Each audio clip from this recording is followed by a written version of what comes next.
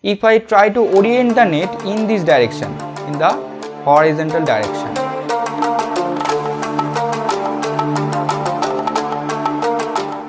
Hello viewers, welcome to another tutorial from Brain Joseph, and we are about to start a brand new chapter, and the name of the chapter is Gauss's theorem. This is the second chapter of class 12, and we are going to complete this chapter in three different parts. Number 1 part will be concept of electric flux, number 2 will be the Gauss's theorem itself, and number 3 will be the application of Gauss's theorem. So in this tutorial we are going to concentrate on electric flux. So let us start. So before we start, I want to ask you a simple question, that can you find out the area of this ABCD parallelogram? Yes, you can find out the area by multiplying this AB, the base, and the perpendicular distance between AB and CD. So let this perpendicular distance be DE. So we can write AB into DE.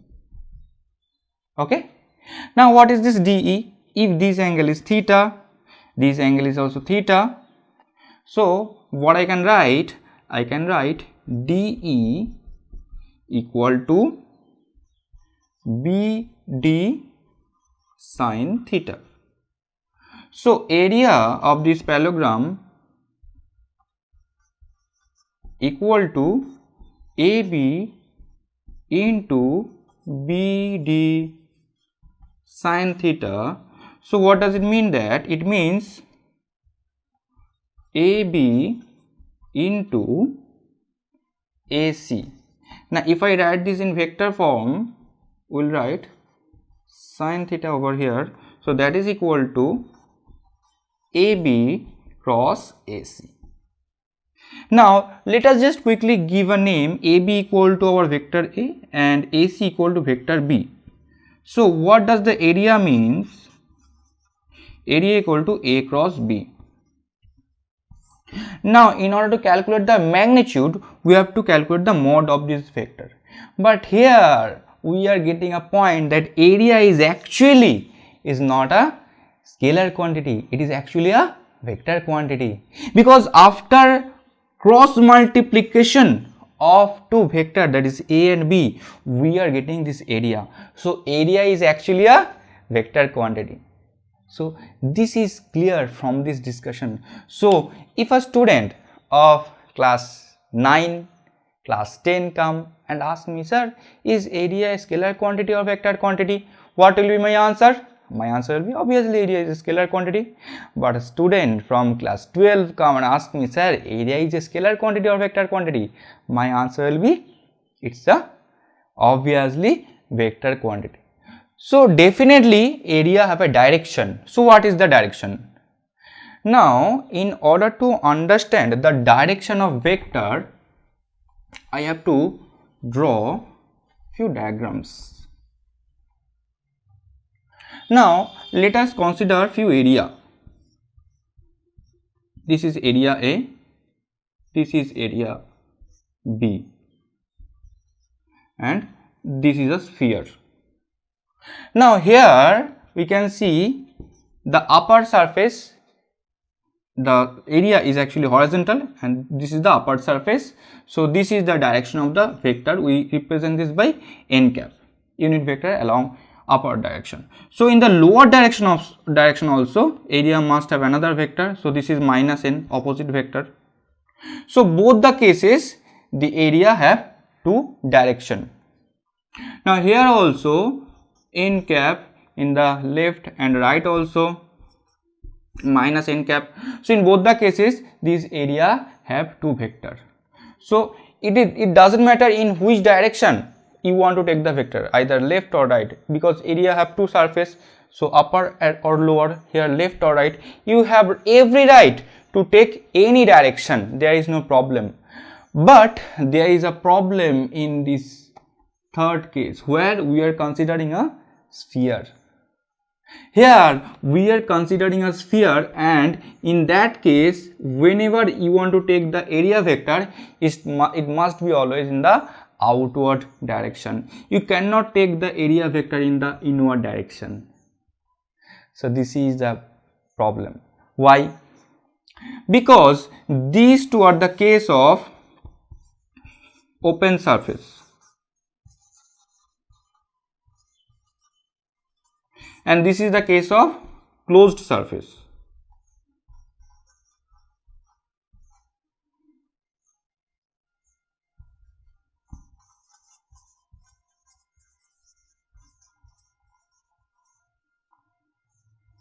So in case of open surface, you can take the vector component, the direction of the area vector at any direction, either upper or lower, either left or right. But in closed surface, here you can see it's a closed surface. So in closed surface, you have to take the area vector always in the outward direction, not in the inward direction. So this is the center O. So this is the radius. So the area vector, if you take an area vector, it will be always in the outward direction. Is that clear? Now these are the things you need to know about this area vector. Now how to represent area vector? If A is area vector, this area vector have magnitude A and the direction that is represented by n cap, that is already we have represented. So direction of the area vector is always represented by this n cap. N represents the normal. Normal to which? Normal to this plane surface. N for normal, here the normal is with respect to the plane. Okay. So if we consider this whiteboard, what will be the area vector of this whiteboard? So area vector of this whiteboard, so this is the portion of a whiteboard, this whiteboard only where I am writing. So area vector will be in this direction. So this is the n cap. So amount of area, if we measure this length and that length, if this is A, this is B, the amount of area A can be calculated by A into B, and what will be this n cap? N cap will be this vector which is represented by this pen. Is that clear? Now let us move on to next point, that is solid angle. So we are going to learn about solid angle. Okay. So solid angle.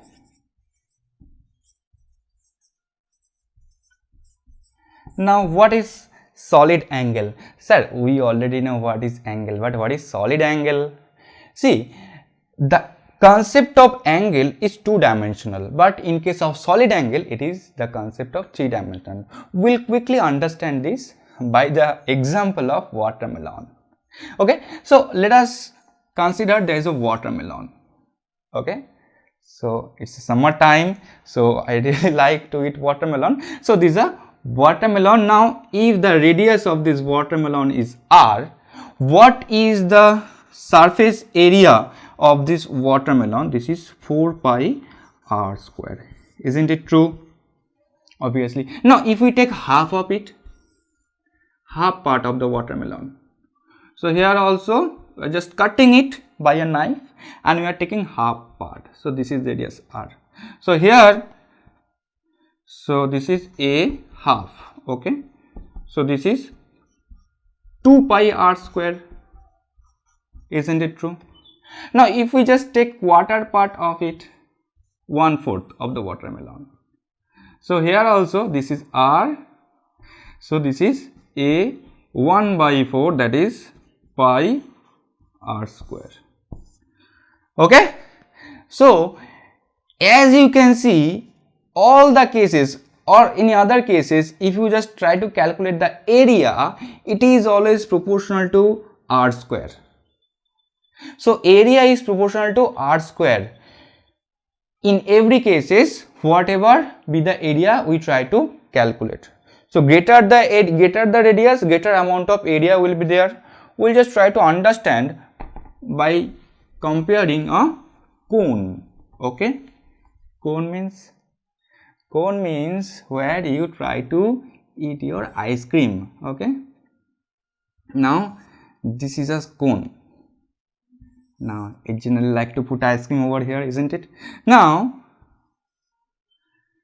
here two radius I am taking. This is r1 and this is R2.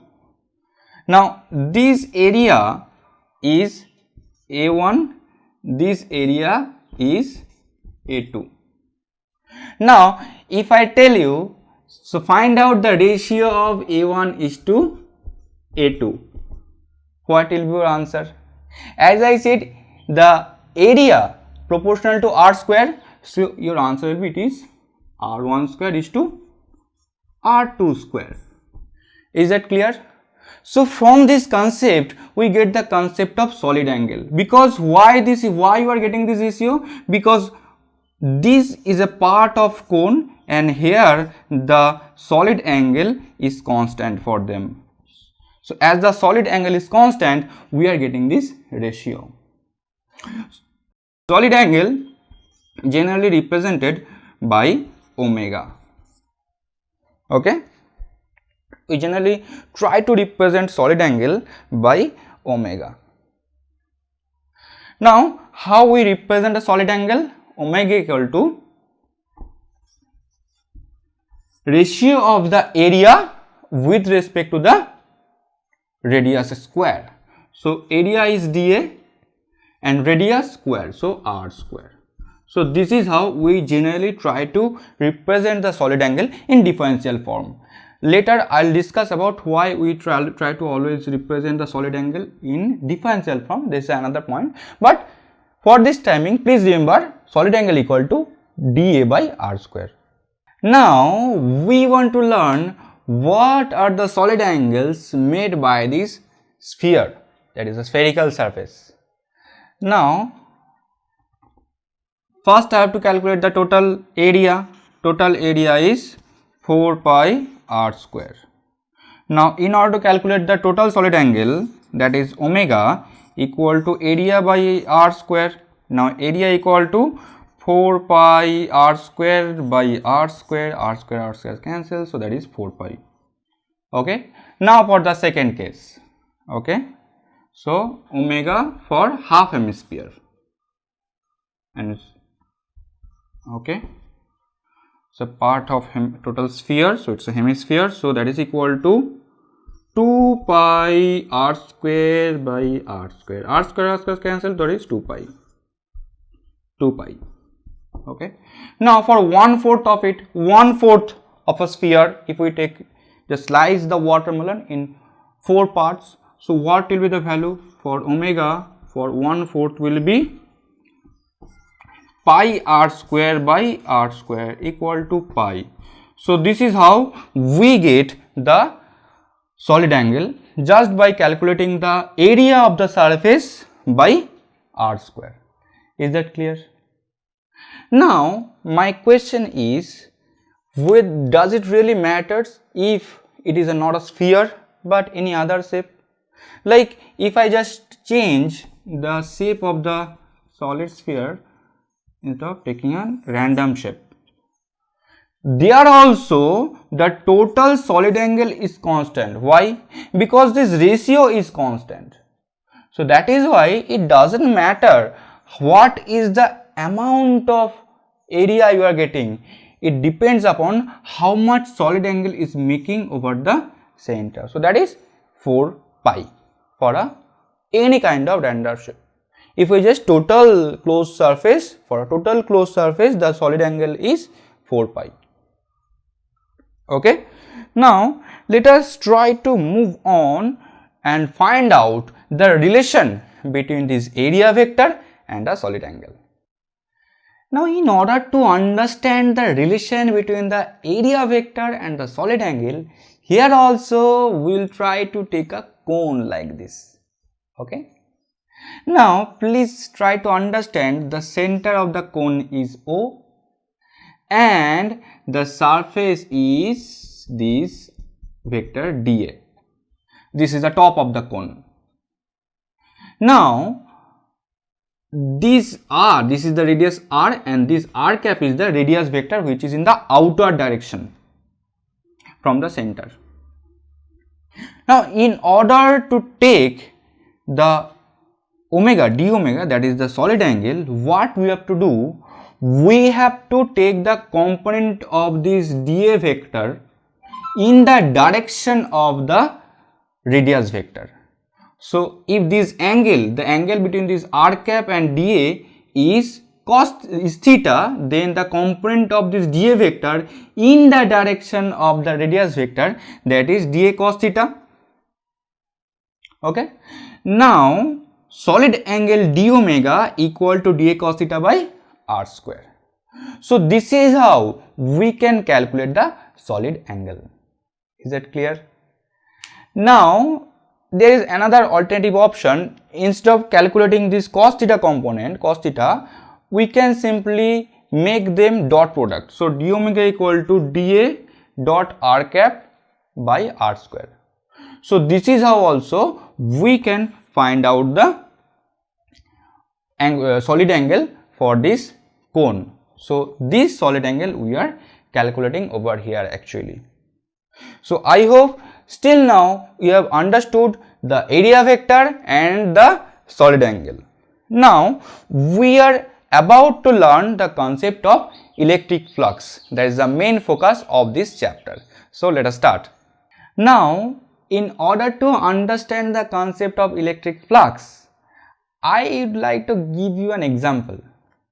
Suppose water is flowing and fishes are moving inside the water, and I have a surface by which I have a net by which I want to catch those fishes. Okay. So if I try to catch those fishes by a net, if I try to orient the net in this direction, in the horizontal direction, am I able to catch any fish? Answer is no. But if I try to orient the net in this direction, then only I can catch those fishes. Why? That is because the motion of the fish will try to oppose the motion of the net. Now I would like to give you another example.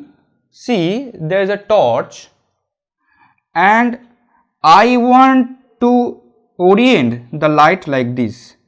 It will be acquiring less amount of area, or in this case it will be acquiring less amount of area.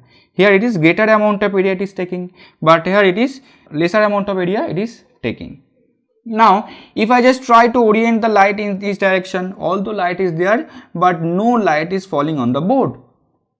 So from these cases you can see that it doesn't matter what is the amount of area and what is the amount of field, but it matters what is the angle between the area and the field. So what is important in case of vector field, so flux of vector field, the number of field lines passing through the area. Try to understand, I have a vector field lines which is represented by these 4 parallel lines, and I have a area like this. Now if I am orienting the area vector like this, and which is the normal of the area vector is in the parallel to the field. In second case, I am orienting the area vector like this, which is in the making an angle theta with the vector field. So in which case greater number of vector field lines will pass through the area vector? In the first case. So in this case greater number of vector field lines will pass through the area vector. But if I take the vector field lines like area vector like this, which is extremely perpendicular, the normal is perpendicular to the vector field, then no lines of force will pass through the area vector, isn't it? So what I can conclude that the component of the area vector, that is a cos theta, is important over here. Okay, and in order to calculate this flux, which is represented by this phi, that is equal to E, that is the vector field, into a cos theta. Okay, E into a cos theta. So that is equal to E dot A, that is the flux. So what I can conclude from here, the dot product between the area vector and the vector field is the flux of that field. Is that clear? So this is how we get to know about the concept of electric flux. Now let us try to understand by two cases. Okay, in the first case, if the angle between the area vector and the vector field is 0 degree, that means this theta equal to 0 degree, as I said before. So if the angle is 0 degree, that means the area vector is actually parallel. The area vector is actually parallel to the field vector. Then what will happen? Then cos theta equal to 1. So phi equal to EA simply. But in the second case, if theta equal to pi by 2, that is 90 degree, then cos theta equal to 0. In that case, phi equal to EA into 0 equal to 0. So this is how we can conclude that in order to calculate the flux, not only the vector field, not only the area, but also the angle between that two field is, angle between the area vector and the field is important. Is that clear? Okay. Now let us quickly move on to the next topic, that how we can calculate the area for a non-uniform surface. Now our target is to understand what will be the electric flux for non-uniform field and surface of arbitrary shape and orientation. Now what does it mean for the non-uniform field? It means that somewhere the field is stronger, somewhere the field is less stronger. Okay, and the direction of the electric field is also not in single direction, it is moving like this. So let us try to represent the field like this. So this is quite non-uniform field. Okay, so non-uniform field represented by defined lines which is not parallel. Now arbitrary shape, what does it mean by arbitrary shape? We are not sure about the shape of the surface for which we are trying to calculate the electric field. So this is quite arbitrary shape. Okay. Now for this non-uniform field and for this arbitrary shape, I want to find out the flux. Am I able to find out the flux? Yes, but whenever there is a non-uniformity and randomness in the shape and the orientation, arbitrary and orientation is also arbitrary and the shape is also arbitrary, what we have to do? First we have to find out the differential form of the flux, that is d phi equal to E dot dA. So this is the differential form of the previous equation. Now I have to integrate this. So this is integration and then it will be E dot dA. So this is a area or surface integration represented by this A.